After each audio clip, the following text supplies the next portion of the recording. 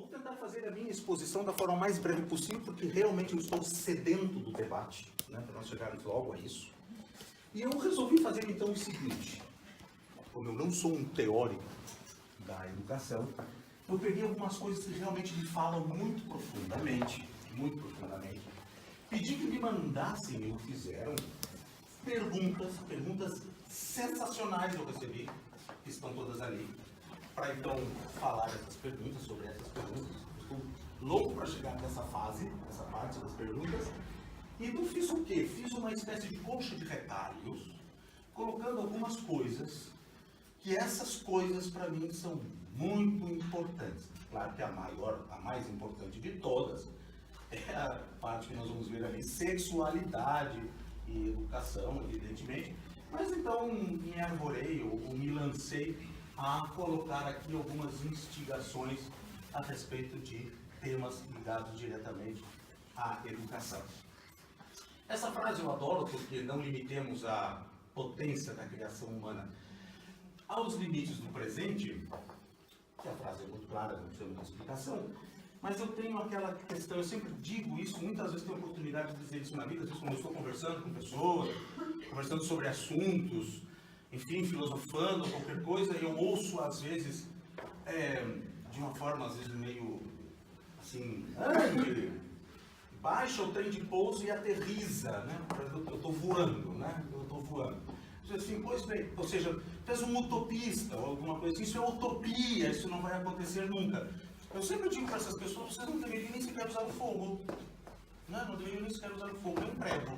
Andar de avião, então nem pensar, não deveriam.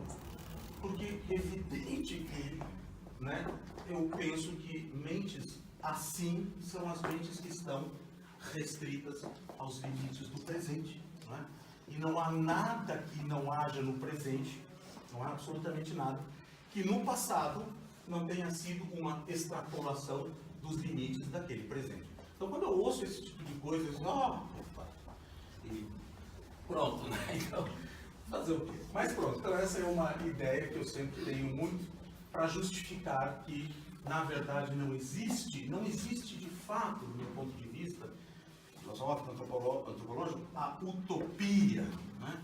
A utopia é o limite que nos impõe o presente. O presente não será sempre este.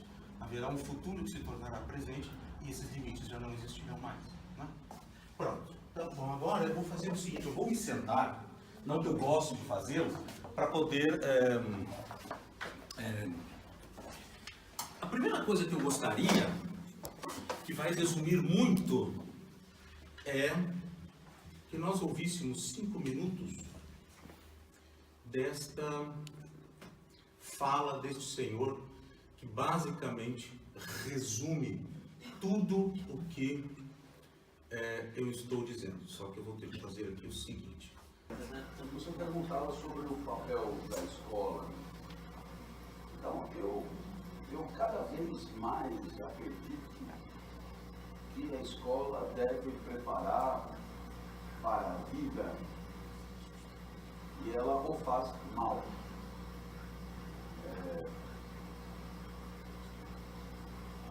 No final das contas, esse sistema de ensinar a mesma coisa para todo mundo e achar que todo mundo deve se dedicar aos mesmos conhecimentos durante tanto tempo, que no final das contas, veja só, você tem 13 anos hoje de ensino comum, né? E depois que o indivíduo entra na faculdade, aí claro, cada um vai fazer seu curso, mas dentro do curso ainda há mais 4 ou 5 anos de ensino comum. E tudo isso às vezes é muito hostil às especificidades de cada aluno. Né? O indivíduo é obrigado a lidar com um monte de coisa que pouco ou nada tem a ver com as suas aptidões, com o que ele pretende da vida, etc. Então eu penso que deveria haver por parte da escola um cuidado qualitativo de identificação de especificidades, criar condições para que os alunos possam se descobrir, né? Conhecer-se a si mesmo, identificar suas aptidões, diagnosticar suas fragilidades. No final das contas, o que a gente assiste é um processo pasteurizante de um conteúdo que serve para todo mundo, e a escola quase que completamente ignora quem é o seu aluno. Um ou outro professor mais sensível consegue pescar aqui e acolá alguma particularidade, mas, se não, é uma espécie de máquina de moer carne. E eu acho que os alunos quase que têm que ir na contramão da escola para poder se descobrir. A descoberta de si mesmo é quase que um gesto de resistência contra a avalanche de conteúdos iguais que a escola impõe aos seus alunos, independentemente de quem seja. São raros que conseguem, né, sair desse...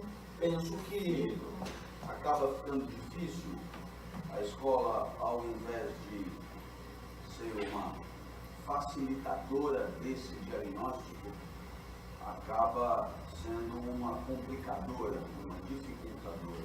Então, o que acontece é que cada vez mais é comum esse jovem chegar no final do ensino médio sem ter a menor ideia do que gostaria de estudar na universidade.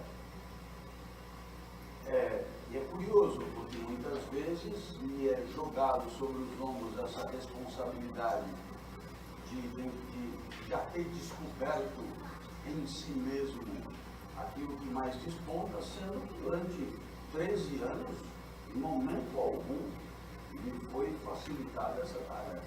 Então, às vezes eu acho muito injusto. Então, o menino acaba, como eu, né, como aconteceu comigo, acaba indo estudar sem ter a menor ideia do que,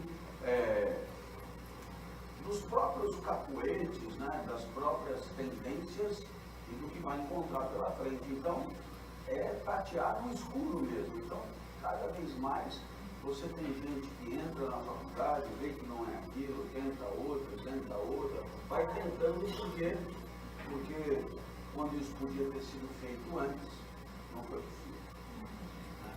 É verdade. A gente vai ter que falar agora, né? E volta já já.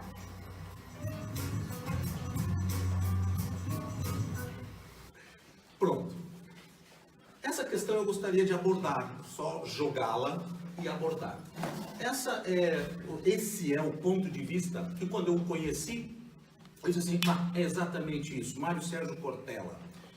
Ele faz uma exposição, aliás, existe uma palestra especificamente sobre isso, que eu recomendo, aonde ele trata justamente da questão da educação e escolarização.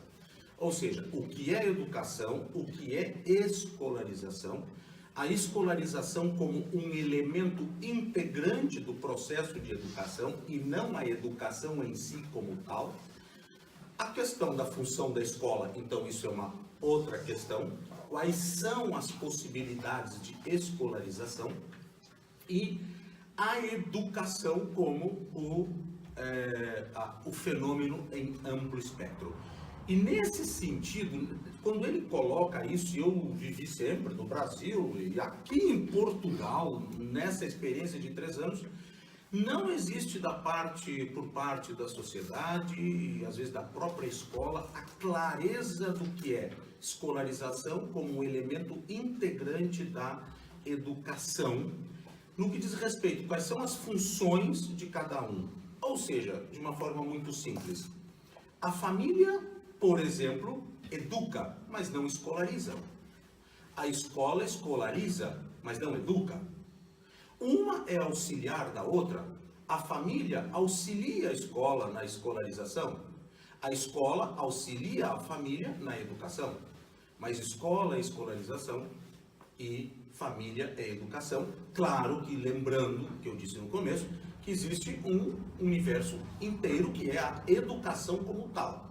Nessa questão educação como tal, nós temos educação família, que é não tem outro nome que não esse, a educação familiar, existe educação social, outros tipos de universos ou subuniversos de educação e a escola. Então, entre educação família e educação escola, existe aí do próprio sistema uma confusão enorme, que depois nós poderíamos, é uma questão que eu lanço para depois nós podermos conversar sobre isso. O que compete à escola, e o que compete, no caso específico, dentro do universo educação, a educação e família, certo? E debatermos isso e, claro, quais são os tipos de escolarização possível, a escolarização do Brasil, de Portugal, da Noruega, da Suécia, e qual é o tipo de família, né? Porque hoje nós vamos ter que tratar muito da questão da família nos novos conceitos de família e, né, cada vez mais a necessidade de sair de um conceito circunstancial de família, que é o conceito judaico-cristão ou monoteísta de família, para o conceito universal. Por mais que no decorrer de milênios, este conceito circunstancial tentou-se, ou foi, né, feito, se crer que seria um conceito universal de. Aqui eu trago uma provocação. Seria uma atitude ingênua esperar que as classes dominantes desenvolvessem uma forma de educação que proporcionasse às classes dominadas perceber as injustiças sociais de maneira crítica. Algo mais óbvio que isso está difícil de alguém inventar ou criar ou imaginar. E aqui eu faço questão de dizer que às vezes eu já tenho essa experiência de certos argumentos, não vindo de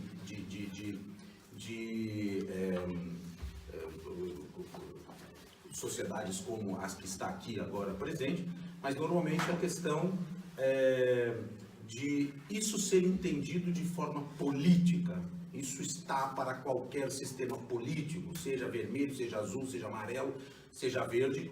Isso é uma realidade que mesmo em sociedades onde esta realidade já está mais dissolvida, queiram os deuses, mais achatada, como os países escandinavos, por exemplo, ainda essa é uma realidade, mesmo nas sociedades que já estão um pouco mais, quero crer realmente do fundo do meu coração, que não se trata de uma construção que porventura poderá retroceder e que realmente aquilo que se está construindo em certas experiências hoje já bem mais amplas já, na sociedade inteira, já passando por um processo profundo de mudança nos sistemas de educação, que realmente aquilo ali se consolide e se torne algo sólido e não haja mais retrocessos. E é aquela questão, quando ainda no planeta eu particularmente vejo alguns sintomas de que talvez possa estar acontecendo realmente alguma coisa profunda, porque se está fazendo uma revolução, e não são as revoluções que nós estamos acostumados, mas uma grande revolução na única coisa que revoluciona alguma coisa, que é a revolução educacional. Então aí eu começo a acreditar um pouco nessas sociedades. É por isso, vejam só, Immanuel Kant, século XVIII.